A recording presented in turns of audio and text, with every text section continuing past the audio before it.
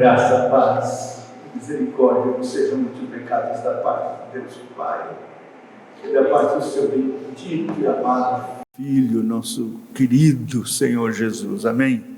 Amém. Bem, nós estamos tratando desse tema que, como vimos, é uma exigência da parte do Senhor. Nós temos que viver essa piedade com contentamento. Não é fácil, porque a exigência é contentamento em todas as circunstâncias, nas horas boas, nas horas más, difíceis. Atravessando esse vale de lágrimas, temos que atravessar com contentamento. E não temos como fazer isso na nossa força, por nossa vontade carnal, porque nós somos grandemente afetados pela adversidade e não temos condições de enfrentar isso por nós mesmos.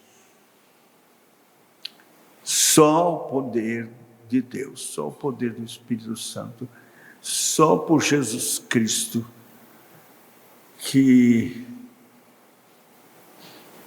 mortos nele, mortificados da nossa carne, sepultados com ele para a destruição do nosso corpo mortal, nossa natureza corrupta, e ressuscitados com ele, para vivermos para ele, exclusivamente nele e para ele, é que nós temos condições de viver a vida que ele viveu, de contentamento na maior adversidade. Ninguém sofreu mais que Cristo, né? Aquele texto de Lamentações, 1:12, que diz: ó vós que passais pelo caminho, vede a dor.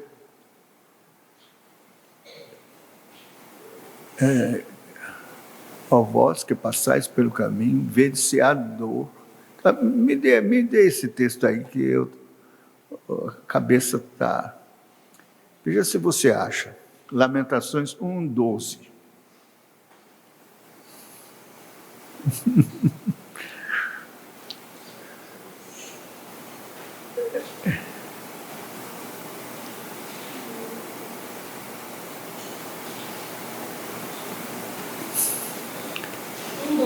Isso, 1:12, diz aí, lê para mim. Todos vocês que passam pelo caminho, será que chuvas no norte?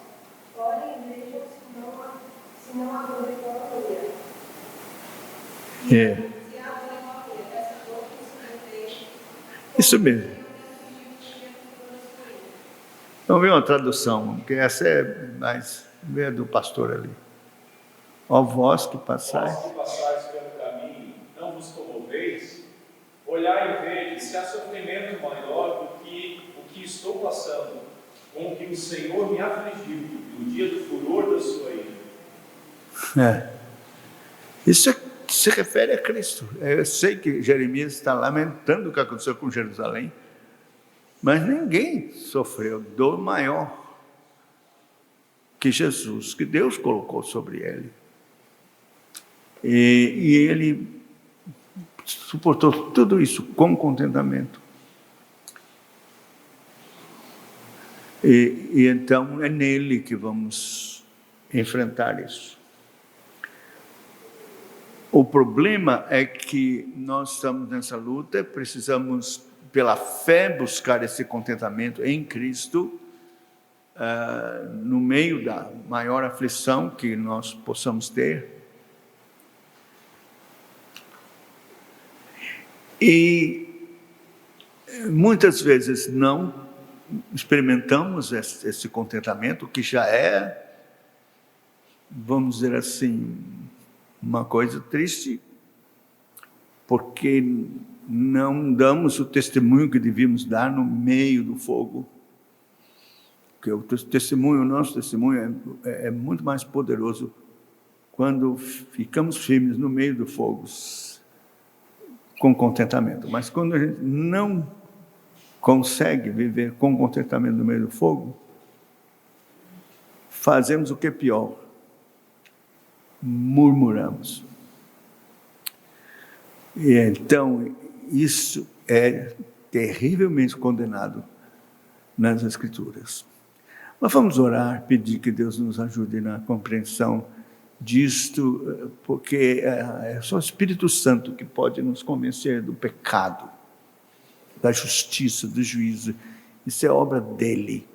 Então, nós queremos que o Espírito Santo nos mostre mesmo a realidade desse triste pecado da murmuração. Senhor, tem misericórdia de nós, humildemente buscamos a Tua face, com temor e tremor. Porque, Senhor, o que menos queremos é pecar contra Ti, é Te ofender, entristecer Teu Espírito Santo. Tem misericórdia de nós, Senhor Deus. Nós queremos o convencimento, quer dizer, que o Senhor nos mostre claramente o nosso pecado e nos constranja, de modo a corrermos para a cruz e buscarmos sangue precioso do Senhor Jesus. Não só o perdão para nos perdoar deste terrível pecado, mas a libertação. Porque, Senhor, a obra de Cristo na cruz não foi só para justificar, foi para santificar, para libertar, santificar e fazer com que vivamos de um modo a agradar ao Senhor.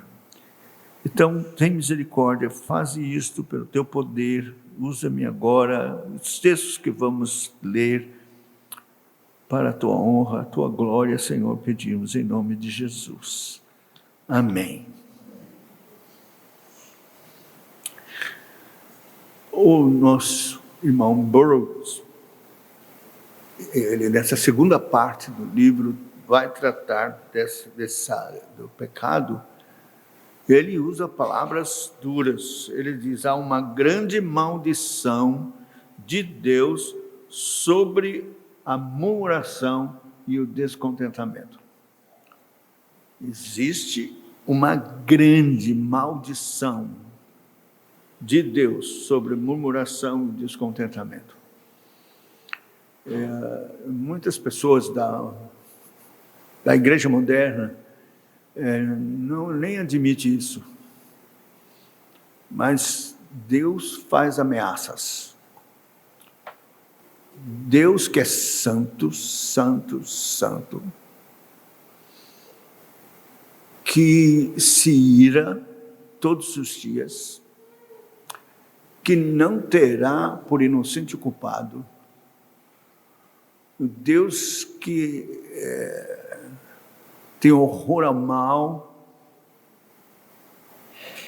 e odeia o pecado e os que praticam o pecado. Deus que preparou o inferno para o diabo e seus anjos, por causa dos seus pecados, mas que joga no inferno aqueles que lhe aborrecem. É esse Deus que faz ameaça de maldição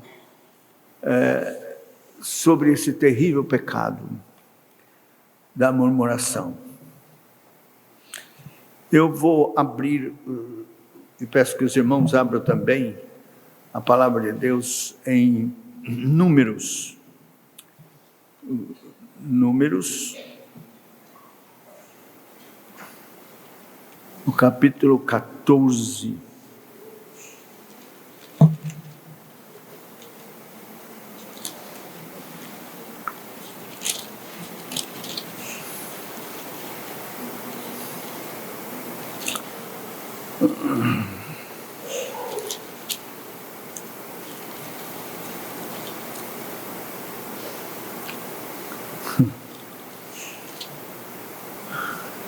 a sedição do povo. Eu vou ler. Levantou-se, pois, toda a congregação e gritou em voz alta, e o povo chorou naquela noite. Todos os filhos de Israel murmuraram contra Moisés e contra Arão. E toda a congregação lhes disse: tomara tivéssemos morrido na terra do Egito, ou mesmo nesse deserto. E por que nos traz o Senhor a essa terra para cairmos à espada e para que nossas mulheres e nossas crianças sejam por presa? Não seria melhor voltarmos para o Egito? E diziam uns aos outros: levantemos um capitão e voltemos para o Egito. Então Moisés e Arão caíram sobre o seu rosto perante a congregação dos filhos de Israel. E Josué, filho de Num, e Calebe, filho de Jefoné, dentre os que espiaram a terra, rasgaram as suas vestes e falaram a toda a congregação dos filhos de Israel, dizendo: a terra pelo meio da qual passamos a espiar é terra muitíssimo boa. Se o Senhor se agradar de nós, então nos fará entrar nessa terra e nos dará, terra que manda leite e mel. Então somente não sejais rebeldes contra o Senhor, não temais o povo desta terra, porquanto como pão os podemos devorar. Retirou-se deles o seu amparo. O Senhor é conosco, não os temais. Apesar disso, toda a congregação disse que os apedrejassem. Porém, a glória do Senhor apareceu na tenda da congregação e todos os filhos de Israel. A todos os filhos de Israel. E disse o Senhor a Moisés: até quando me provocará este povo? E até quando não crerá em mim, a despeito de todos os sinais que fiz no meio dele? Agora eu vou para o verso de número 20.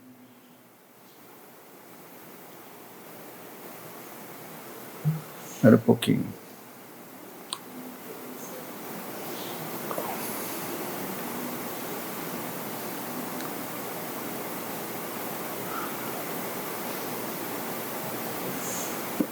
Até quando sofrerei esta má congregação que murmura contra mim? Tenho ouvido as murmurações que os filhos de Israel proferem contra mim. Verso 26.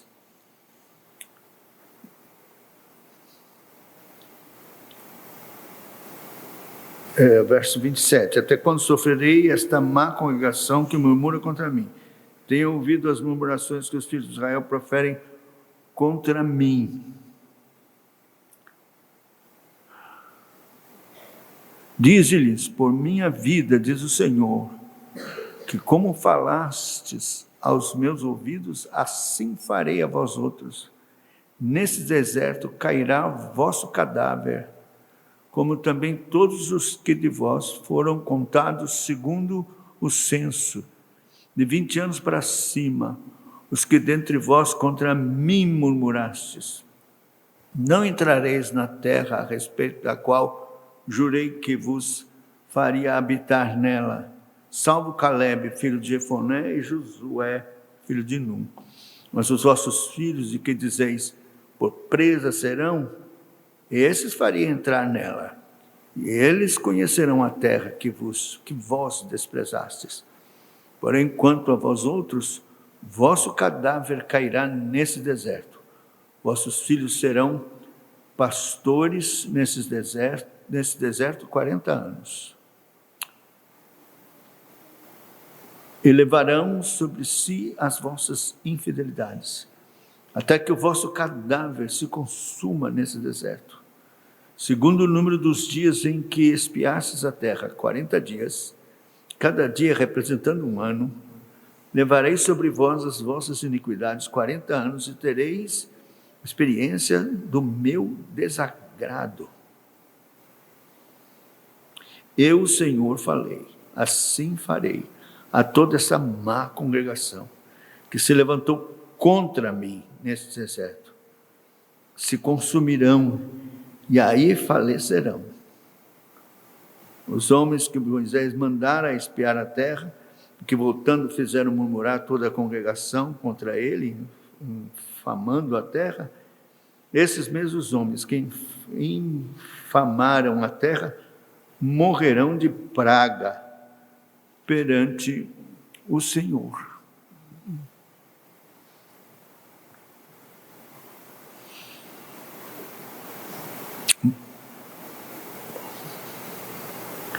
No capítulo 16, no verso 41, aqui houve uma outra ocasião, que foi de rebelião contra o Senhor e contra a autoridade de Moisés e Arão.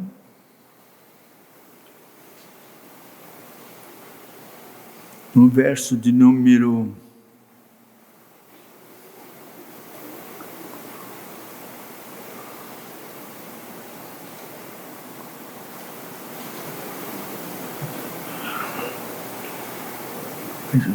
'Deixe-me ver aqui.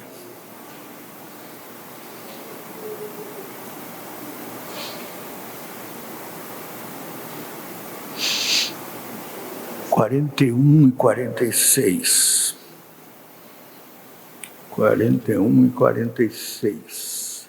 Mas no dia seguinte, toda a congregação dos filhos de Israel murmurou contra Moisés e contra Arão, dizendo: vós matastes o povo do Senhor. Porque naquela sedição contra Moisés, Corá, Datã e Abirão e toda a família deles foram engolidos pela terra. Porque eles murmuraram contra Moisés e Arão. Então, morreu realmente muita gente. Então, no dia seguinte, verso 41 do capítulo 16, toda a congregação dos filhos de Israel murmurou contra Moisés e contra Arão, dizendo: vós matastes o povo do Senhor. Ajuntando-se o povo contra Moisés e Arão, e virando-se para a tenda da congregação, eis que a nuvem cobriu-a, e a glória do Senhor apareceu. Vieram, pois, Moisés e Arão perante a tenda da congregação. Então falou o Senhor a Moisés, dizendo: levantai-vos do meio desta congregação, e a consumirei num momento. Então se prostraram sobre o seu rosto.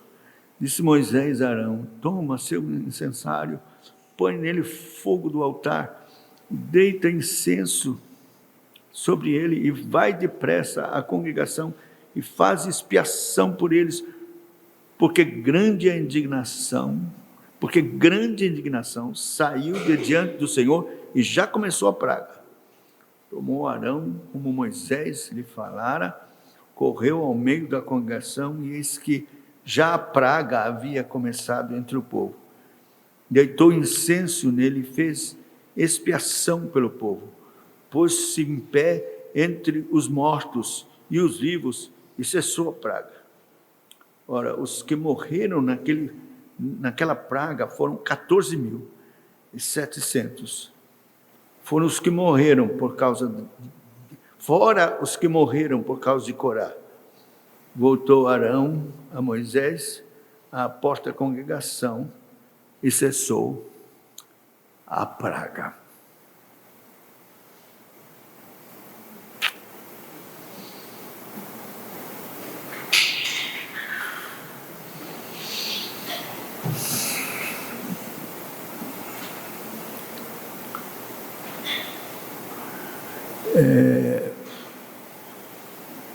Vamos abrir ainda no Salmo 106, nós temos uma menção disto.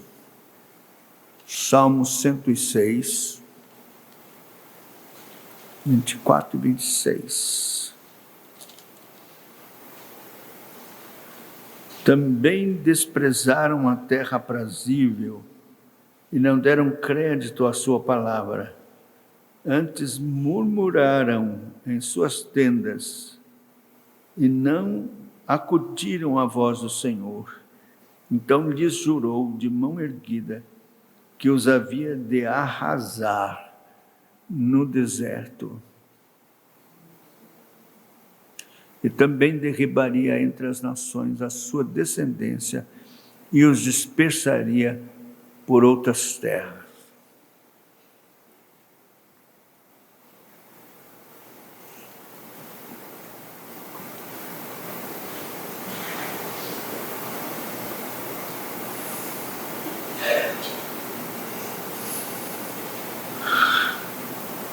Meus irmãos, a gente ouve essas... Lê, a gente ouve, né, e lê a história do povo de Israel. É uma coisa assim, até difícil da gente entender, porque depois de 430 anos de escravidão, uma situação terrível no Egito, esse grande sofrimento, Deus levanta Moisés, é uma esperança de libertação, de salvação. Aquele povo, nesses 400 anos,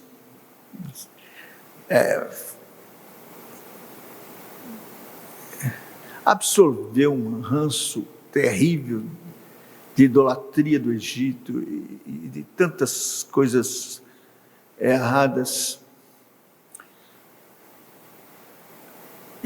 Mas Deus se apiedou e tirou o povo de lá com mão forte, braço estendido, com milagres extraordinários, uma manifestação do seu poder e amor por este povo, que nós sabemos, Deus estimava, separou em Abraão para abençoar as terras, todas as famílias, em Cristo, nós sabemos disso. Mas, é claro, Deus não se deixa enganar.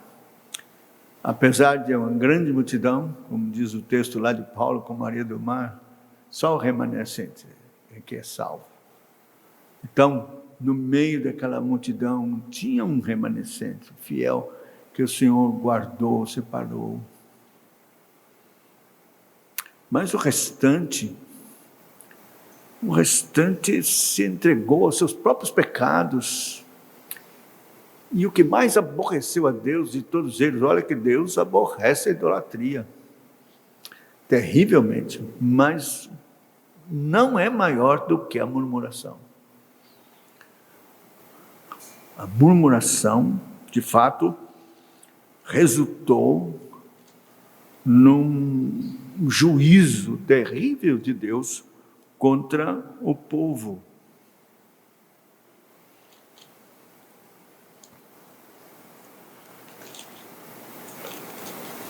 E nós temos aqui na primeira carta do apóstolo Paulo aos Coríntios, no capítulo 10,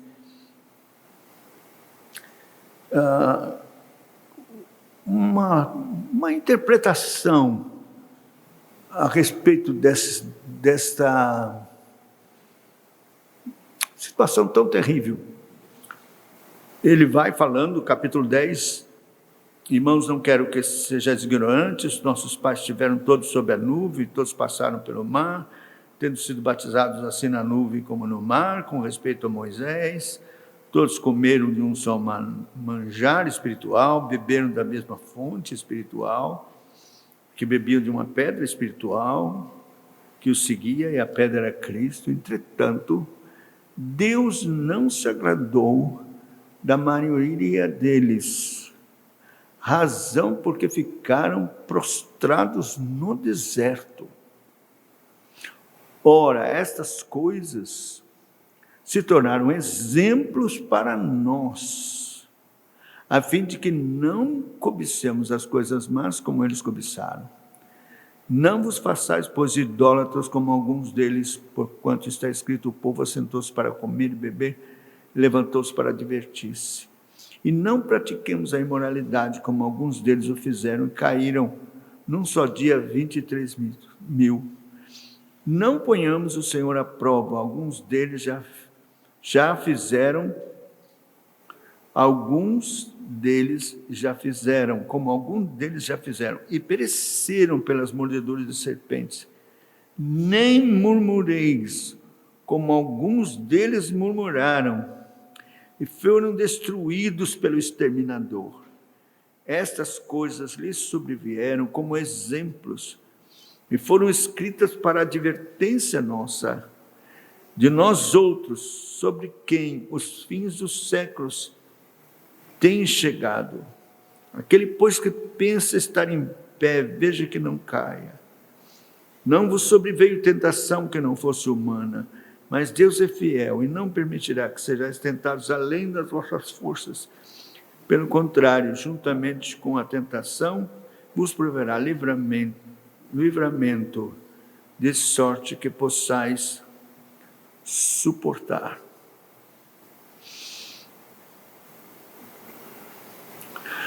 Então vejam que Paulo justifica por que foi registrado isso, e isso serve como exemplo para nós, contra esses pecados todos, especialmente a murmuração. Então, está claro na palavra de Deus o quanto isso desagrada a Deus, a murmuração.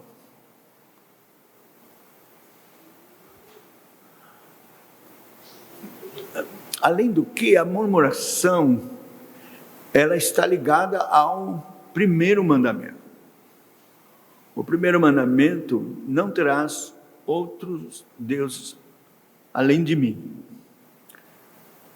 E nós achamos, bom, nós somos reformados, nós somos da igreja, que nós cremos firmemente num só, único Deus verdadeiro, Deus Criador dos céus e da terra, Deus Pai, Deus Filho, Deus Espírito Santo, Trindade augusta. Tudo isso nós temos firmado na nossa mente, no nosso coração, e é objeto da nossa confissão.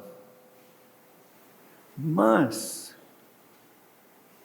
na verdade, nós, na prática, somos idólatras e negamos isto, porque com a murmuração, reclamação das coisas que não gostamos e que acontecem frequentemente na nossa vida,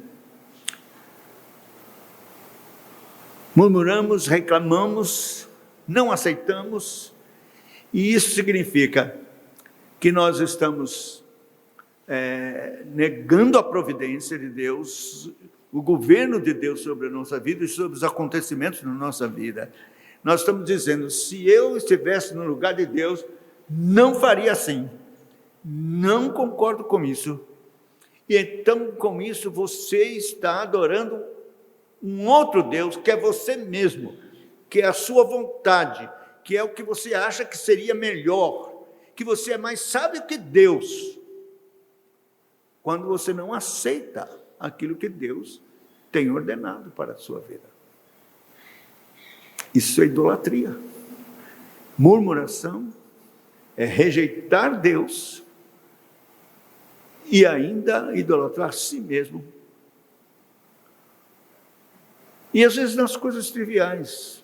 Eu disse que eu sou murmurador, eu sou. Peço misericórdia a Deus mesmo, e eu preciso que Ele me converta. A Bíblia diz, o profeta diz: converte-me, Senhor, e serei convertido. É uma oração que eu faço, que eu preciso ser convertido nisso. Às vezes eu estou com pressa, estou atrasado, eu estou no carro, e aí parece um caminhão velho na minha frente, e eu quero sair, não posso, e aí começo a reclamar, e ficar irado, porque esse caminhão apareceu na minha frente, que droga, e nervoso, e minha esposa do lado, só vendo.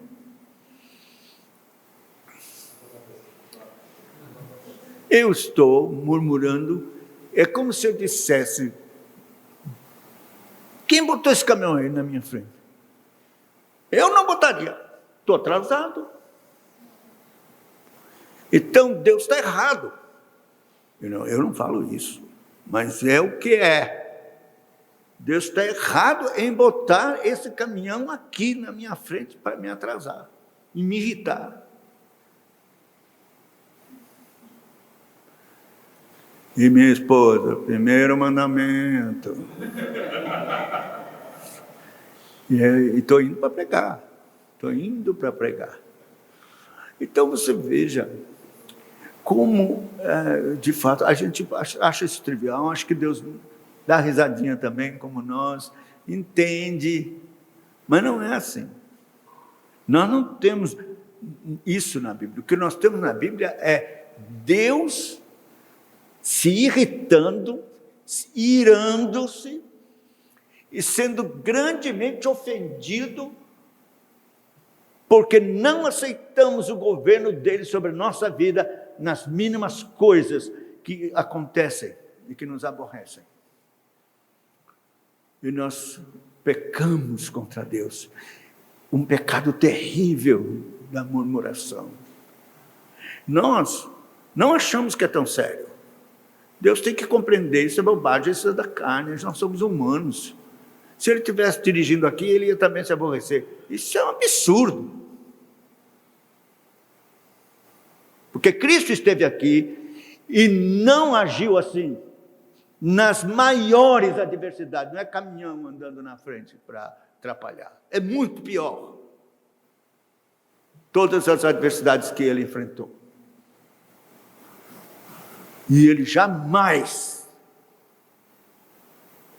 murmurou ou reclamou do governo de Deus sobre a sua vida. Então, meus irmãos, não é brincadeira. Eu falo para mim mesmo. Diante de Deus, com muita tristeza no meu coração, por pecar contra Ele dessa forma. E mesmo sabendo, porque li muitas vezes esses versos, e a sorte triste, terrível, o juízo, o castigo, que receberam todos que murmuraram contra ele. Então, eu sou pior, porque eu sei das advertências que tem nas Escrituras. Quem muito foi dado, muito será exigido.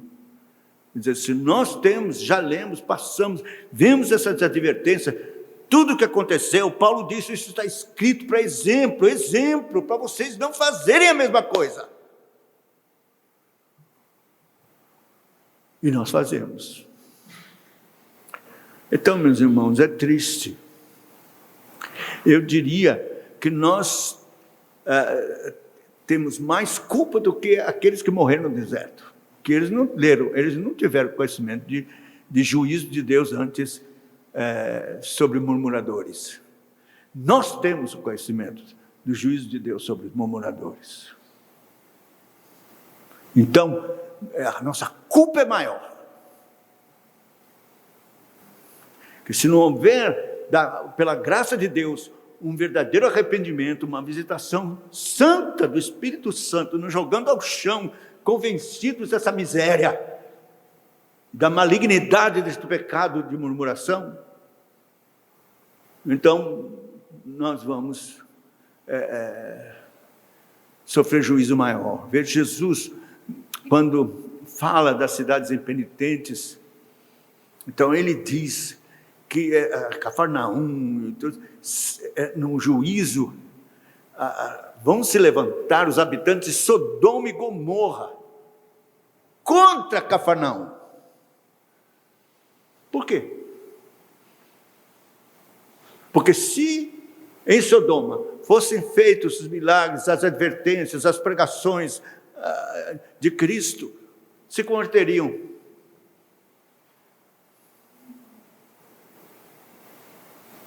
E fala também dos ninivitas que vão se levantar no último dia, o juízo, que se arrependeram com a pregação de Jonas, e a gente está ouvindo, e não se arrepende, e continua na murmuração. Vamos enfrentar os ninivitas no dia do juízo. Se converteram com a pregação de Jonas, e aqui está Cristo pregando, Cristo falando, de modo claro, apontando para o exemplo do Antigo Testamento e chamando a nossa atenção contra esse pecado de murmuração.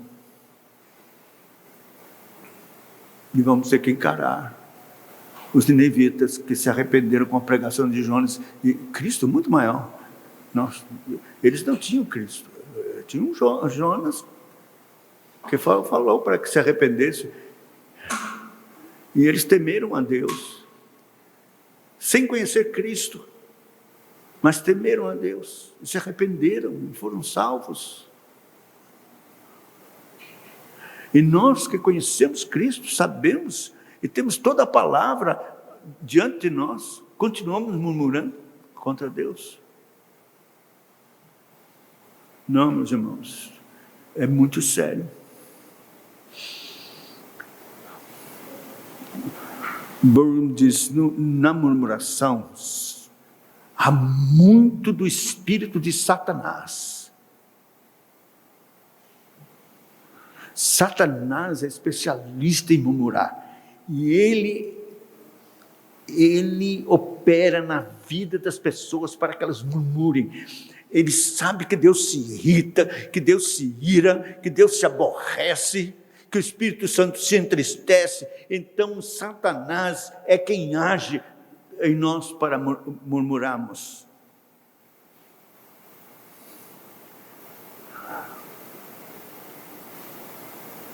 O espírito imundo, diz o texto, subia e descia e não encontrava descanso. Mateus 12, 43. Quer dizer, essa inquietação e insatisfação é próprio de Satanás e do espírito imundo. Não pode ser próprio de um crente.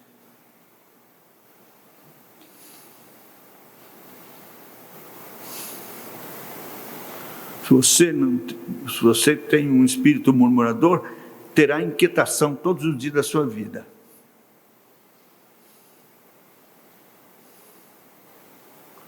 E, meus irmãos, há ameaças sérias na palavra de Deus, não só de morte, de derrubar no deserto, matar, mas também de se retirar. Eu não creio que um crente, o Espírito Santo se retira dele, eu não creio nisso, mas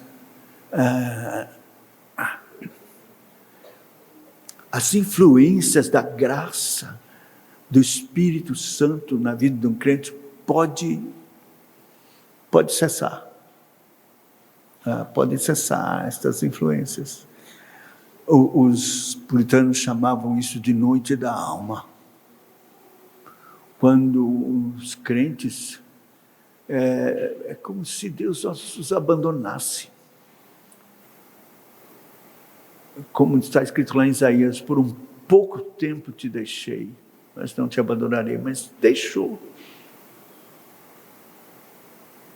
A noite da alma, uma experiência horrível, de clamar, e parece que a coração não passa do teto, e você está só.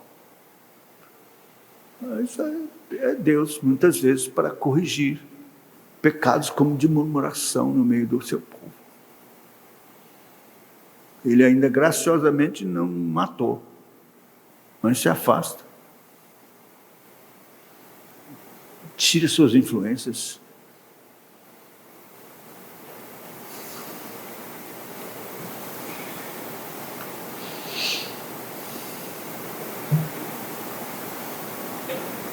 Deus pode justamente retirar seu cuidado e proteção sobre a nossa vida. Já que nós não nos satisfazemos com a maneira como Ele administra as coisas da nossa vida. É assim? Então Deus se retira. E a gente começa a experimentar coisas horríveis.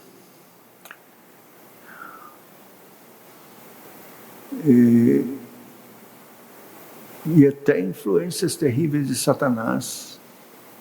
Mas tudo Deus agindo para que nós possamos encontrar arrependimento, reconhecer reconhecermos nosso pecado e pedir que Deus tenha compaixão e deixar esse mal, deixar o pecado. Meus irmãos, não podemos brincar com esse pecado da murmuração.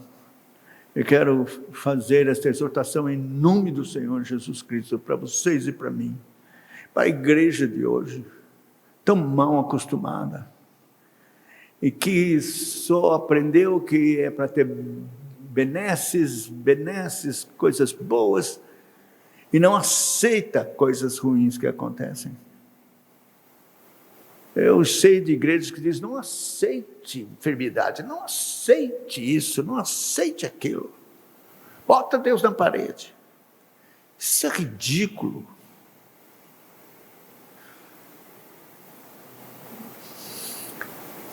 Jó diz, temos recebido o bem da parte do Senhor, não receberemos o mal.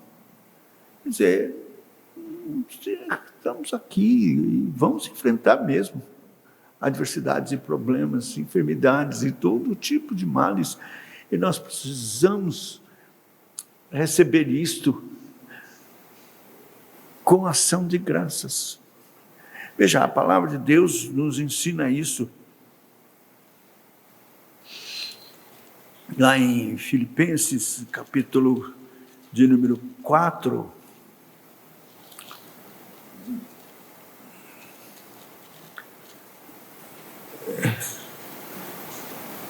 não andeis, verso 6, não andeis ociosos de coisa alguma, em tudo, porém, sejam conhecidas diante de Deus as vossas petições, pela oração, pela súplica, com ações de graças.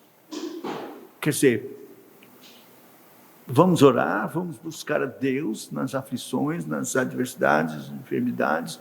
Nós temos esse recurso da oração, mas com ação de graças.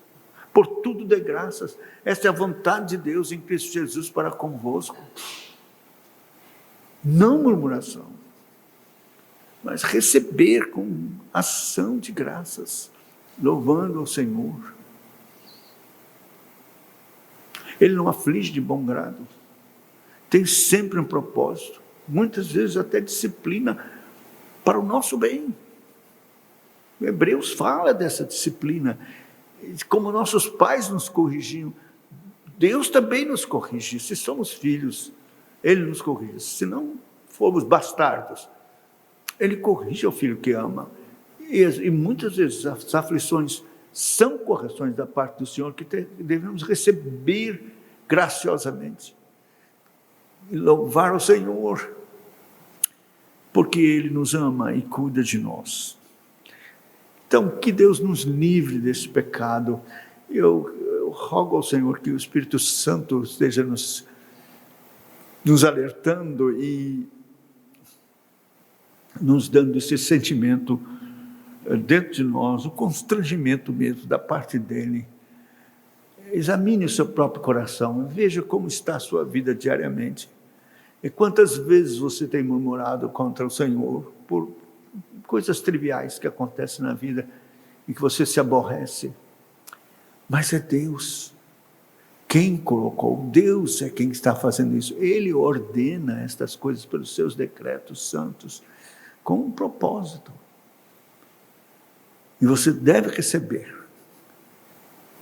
com ação de graças, sem murmurar, glorificando a Deus. Louvado seja Deus. Novamente,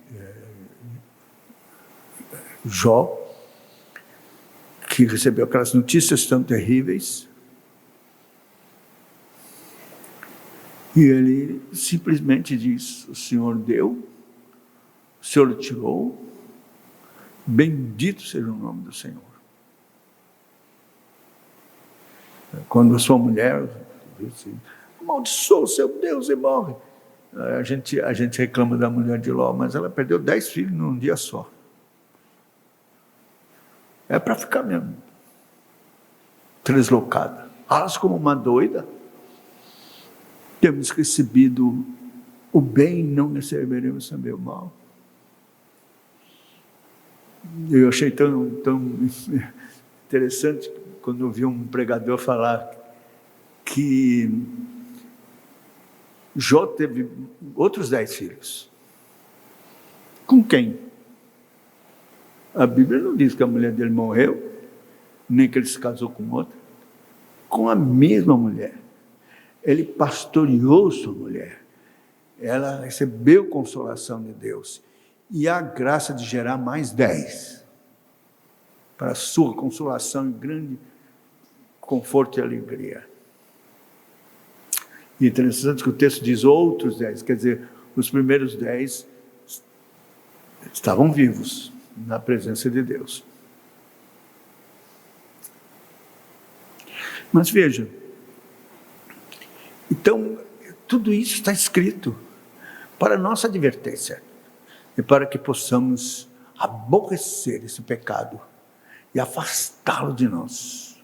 Eu tenho orado, eu tenho pedido a Deus, eu não quero mais ser murmurador, eu não quero de maneira alguma cometer esse pecado, eu não quero entristecer o Espírito Santo, aborrecer a Deus, provocar sua ira, eu não quero. Eu me lembro do apóstolo Paulo que diz: se o Senhor me livra disso, para que pregando aos outros não seja eu mesmo desqualificado.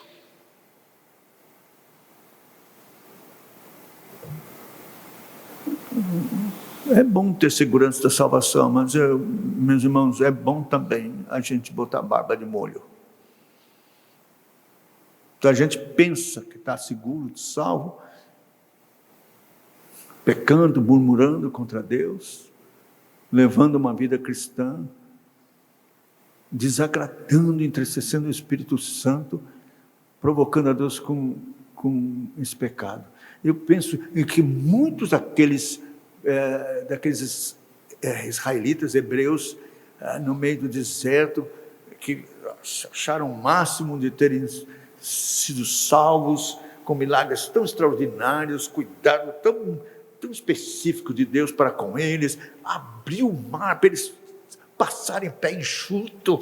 Oh, que glória, que Deus maravilhoso, nós estamos salvos, Deus escolheu a gente tal, e morreu todo mundo no inferno, no deserto, pereceram, não foram salvos, a não ser, claro, a gente entende aqueles que Deus escolheu e elegeu.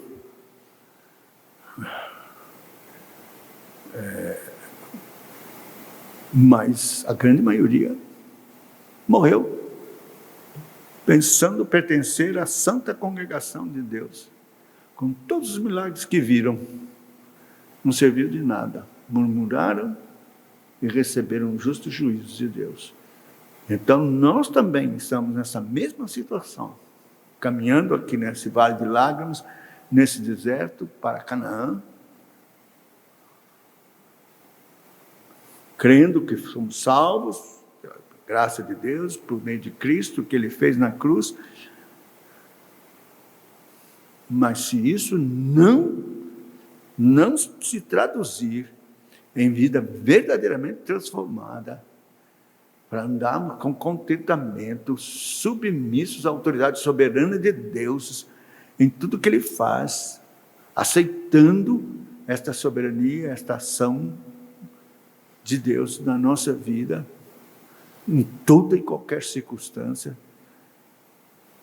Meus irmãos, examinai-vos, cada um de vós a vós mesmos, se realmente estáis na fé. Se Cristo de fato habita em vós, se não é que já estáis reprovados.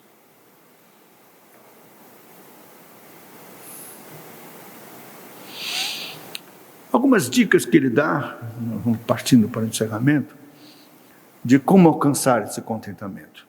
Primeiro, não se apegue muito a esse mundo. Não se apegue. Há uma tentação no nosso coração estar nas riquezas, nas posses, nas coisas. Onde estiver o teu tesouro, aí estará o teu coração. Cuidado. Não se deixe enfeitiçar. São coisas boas, sei que é, agradáveis. Mas isso passa, isso não deixe seu coração nessas coisas. Esteja certo do seu chamado para cada tarefa que você realiza. Isso deve ser maior do que tudo. Estar onde Deus quer que você esteja. Isso diz respeito a um discernimento do porquê você está aqui nesse mundo. Qual é o seu chamado? A sua vocação na igreja, no corpo de Cristo. Coloque o seu coração nisto, em servir a Deus, em fazer o que for necessário da melhor maneira, para que Deus seja glorificado.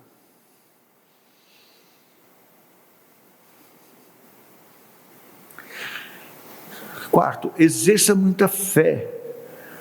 Lembra, está escrito, lançando sobre ele toda a vossa ansiedade, porque ele tem cuidado de vós.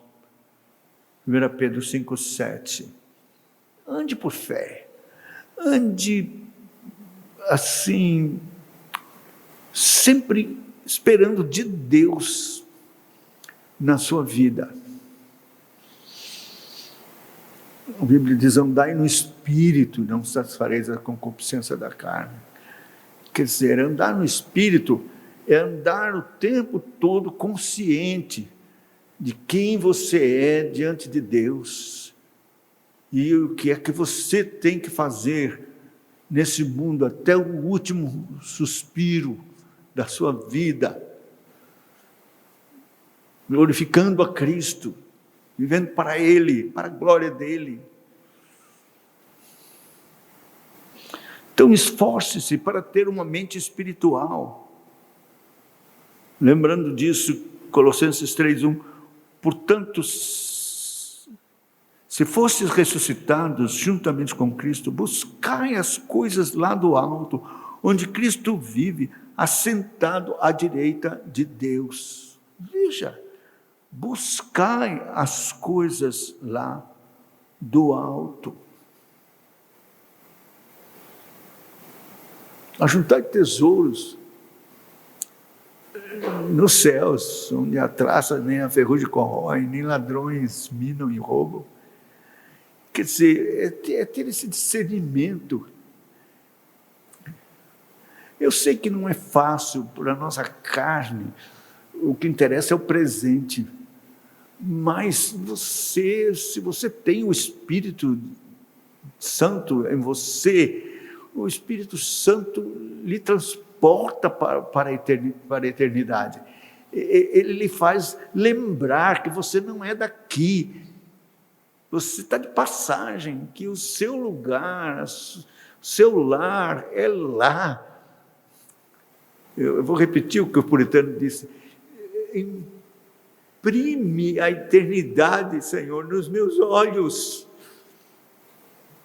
para que eu possa ver todas as coisas sob a lente da eternidade, do céu, que é esse o meu fim, o meu propósito, e que eu não esqueça disso.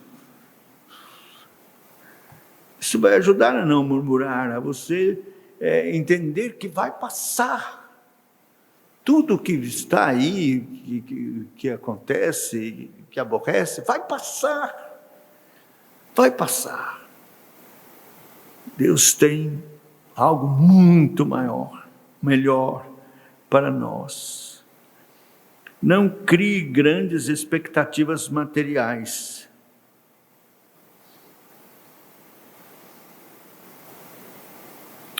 Nós vimos, né? Se Deus der roupa, pão para comer, sejamos contentes com isso. Tendo sustento com que nos vestir, sejamos contentes.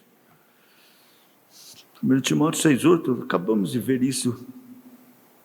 Então, é ter as aspirações que são de Deus. Lembra do Salmo 131. Não é soberbo o meu coração, nem tenho altivo olhar. A gente canta o salmo, não é soberbo meu coração, nem tenho altivo olhar, grandiosas coisas nego a buscar, coisas demais para mim, mas a minha alma fiz sossegar. Qual um infante desmamado no seio de sua mãe. É bonito esse salmo, não precisa aprender, viu? Salmo 131. Hã? Salmo 131.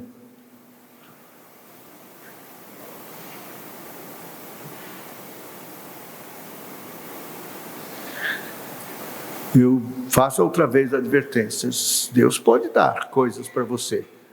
Mas olha, que você como crente entenda que é um mordomo e que estas coisas foram confiadas em você para que você possa servir a Deus. Uma vez um presbítero, eu era jovem ministro ainda, no alpendre da casa dele, ele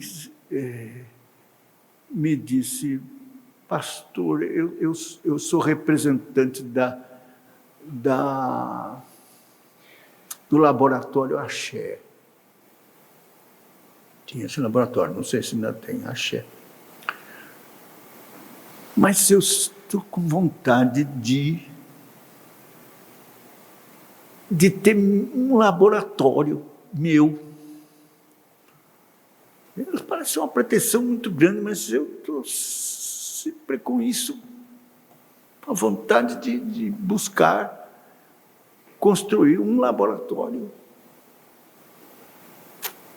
Aí eu disse: irmão, deixa eu dizer uma coisa, Deus quer, Deus procura homens ou mulheres que sejam fiéis, para que Ele dê recursos, desde que esta pessoa se proponha a usar isto para a glória dEle, extensão do seu reino, bem da sua igreja. Se isso for verdadeiro, Deus vai fazer isso. E nós oramos naquela alpendre e disse: pois eu quero isso, eu quero para isso mesmo. E Deus deu um laboratório para ele. O laboratório chama-se Hebron. Eu não sei quantos já ouviram falar desse laboratório, que tem remédios naturais. Lá para o norte, lá em Caruaru, eu fui conhecer o laboratório imenso e as coisas como eram preparadas lá. E de fato, este homem, enquanto viveu, foi uma bênção muito grande para missionários, para igrejas, plantação de igrejas. E até hoje, seu filho que assumiu faz a mesma coisa. Eles têm um departamento para isso, para aplicar recursos na obra do Senhor. Tudo bem.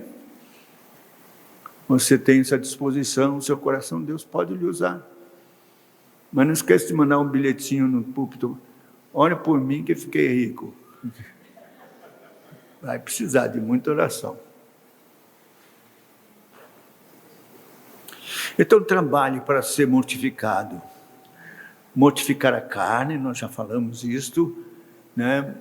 Assumindo a sua morte por Cristo, como Romanos 8:11 diz: considerai-vos, pois, 8:11 não, 6:11, considerai-vos, pois, mortos para o pecado, vivos para Deus. Mortificado para o mundo, como Paulo disse: estou crucificado com Cristo, crucificado para o mundo. Gálatas 6:14.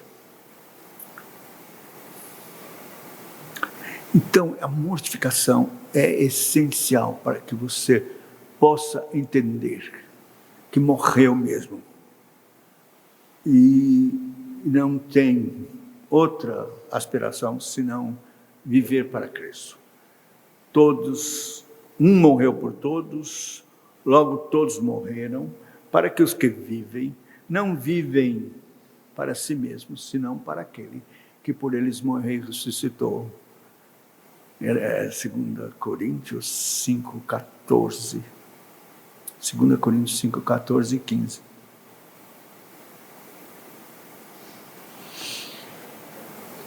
Logo todos morreram, para que os que vivem não vivam mais para si mesmos. Acabou.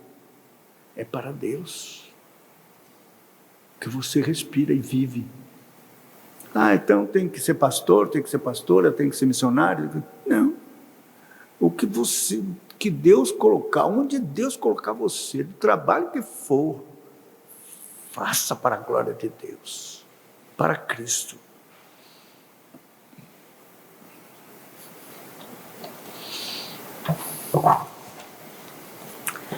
Que Deus tenha misericórdia de nós, nos livre desse pecado terrível da murmuração, nos dê a graça do contentamento em Cristo Jesus, em toda e qualquer circunstância, a bênção de glorificá-lo com esse testemunho maravilhoso. É tão extraordinário quando alguém está no fogo, ou numa enfermidade, ou uma situação terrível, e a gente ouve dos lábios desta pessoa um testemunho maravilhoso. Sabe aquelas pessoas que você vai visitar para confortar e sai de lá maravilhado e consolado, diz, meu Deus, que bênção, essa pessoa está alegre em Cristo, está glorificando a Deus e dando um bom testemunho no meio da aflição. Isso glorifica a Deus, é um testemunho tão forte, tão extraordinário. As pessoas podem dizer, sim, você está falando de Cristo e dando graça, porque está tudo bem. Mas quando alguém está numa aflição muito grande e dá graças e glorifica a Deus e demonstra contentamento, isso é um testemunho poderoso. Poderoso.